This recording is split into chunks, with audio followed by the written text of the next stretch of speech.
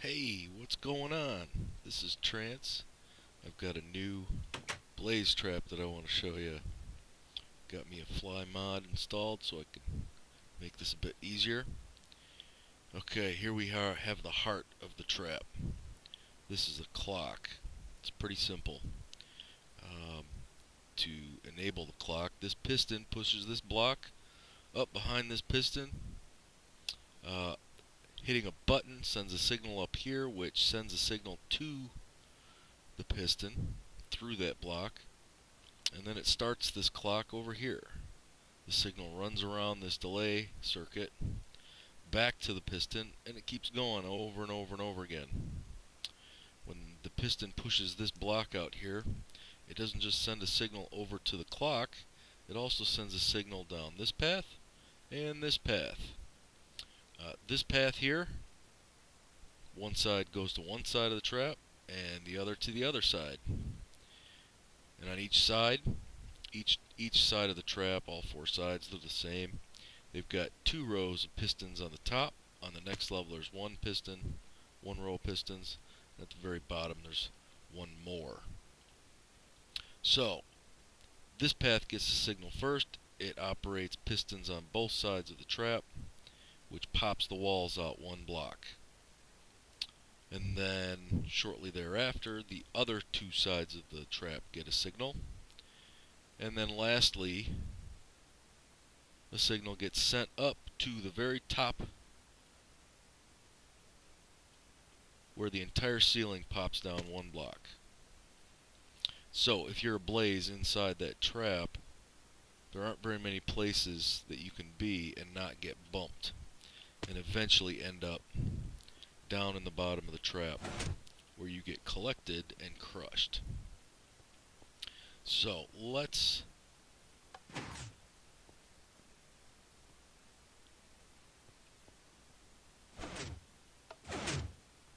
there we go. Let's show you what the inside looks like when it's static. Now this is the maximum size of the chamber, or actually the minimum that you can have blazes spawning inside of. This is the limit to their spawning radius. Now a blaze will just kind of hover where they are until they get bumped either by another blaze or by a wall, whereby they start to drift down. They just gently fall down, and as these walls get popped out, they get bumped down to the next level, where they eventually end up falling through this hole. It looks a lot like Etho's trap, but you'll notice that there's no pressure plates and there's no dead spots. The entire wall comes out. So I'm going to show you how it runs. First we have this switch, which, if you remember, simply moves that block up behind this piston, which will allow the signal to get carried to the piston to operate it. And to start the clock, all we need to do is give that block a signal. And we do that from this button here. You can hear it running already. There we go.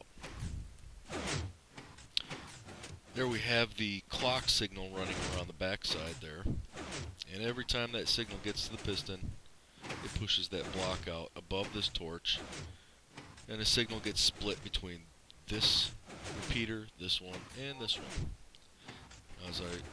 As you recall, this circuit here gets the signal first, and it operates all of these pistons all at the same time. Additionally, these as well. And this other set right here, this signal, which gets delayed, so that this side and the back side get the signal in an orderly fashion, in order. And then finally, the signal reaches the very top. I'll show you the trap running from the inside.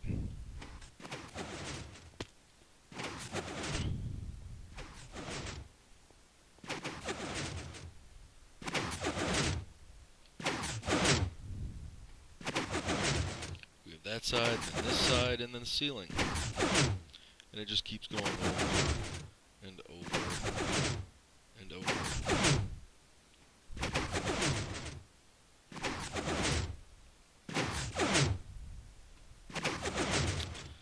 Okay, how about we take the game off peaceful and show it operating. There we go. Maybe I'll even take you up there to see them spawn.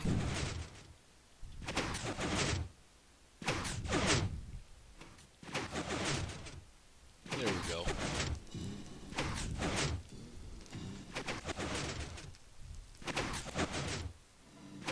What I disliked about the pressure plate method of operating the pistons was that it was kind of glitchy.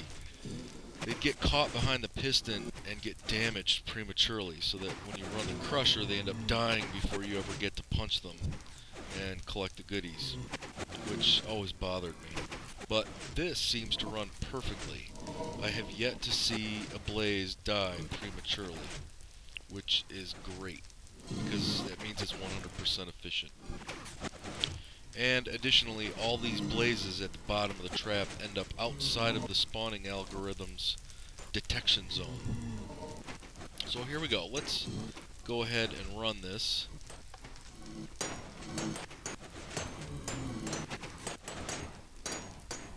They're getting crushed.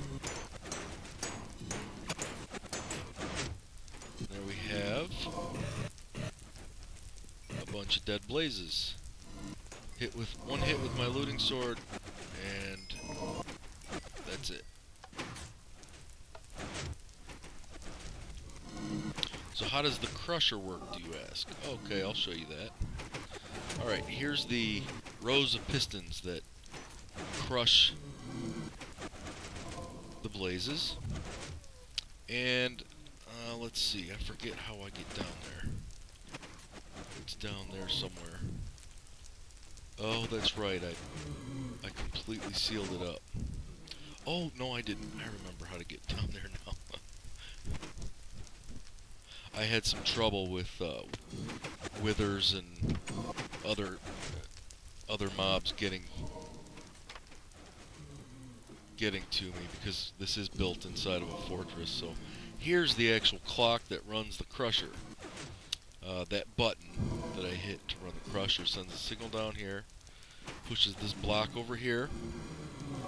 A signal gets sent to the pistons. These blocks, that torch and that torch, send a signal to the pistons to run the crusher, but that's on a time delay circuit. And when it reaches the other piston, it moves the block back off of the torch, releasing the piston's grip, and that's when you can kill the blazes. It's pretty simple, although it's kind of large and it took a little while to build.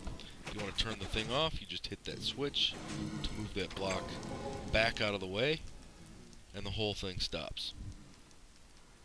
And that's it. I know it looks really, really complicated, but it's actually very simple. Each side is identical, which is what makes this trap nice. The only real complicated thing you've got to do is figure out how to get the signal to the sides in an orderly fashion, so that the timing isn't such that you end up with a block pushed out that gets pushed by another piston, because that's when you actually get pistons pushing each other out of the walls. So as long as you have one row of pistons that go, and then they retract, and then another one goes, you'll be fine. In fact, you could have the signal just carried from one side to the next side, to the next side, to the next side. And that's actually how I originally built this, but it was kind of slow, one side at a time. You know, that requires 5 total steps, one for each side. That's 4 sides, plus the ceiling. So that's 5 sides that you have to time. But with opposite sides operating simultaneously, it only takes 3 what do you call it? 3 steps. So the whole thing operates faster, and I've noticed that there's less lag this way. When you're operating this many pistons, you get a little lag spike every time they get signal, but with with fewer steps, it's not such an issue. Anyway, if anybody wants me to seriously make a a nice how-to video for this trap here, let me know, and I'll create a creative world and try to make it easy for you to visualize how to construct this thing. You do need to find a blaze spawner, obviously, but that's depending on your world. I mean, I found this one really close to my my spawn. I'll actually show you how close I am. Go out here.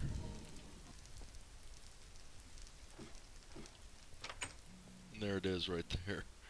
Just ridiculously close. And that's it. So, I'll see you later, folks. Cheers.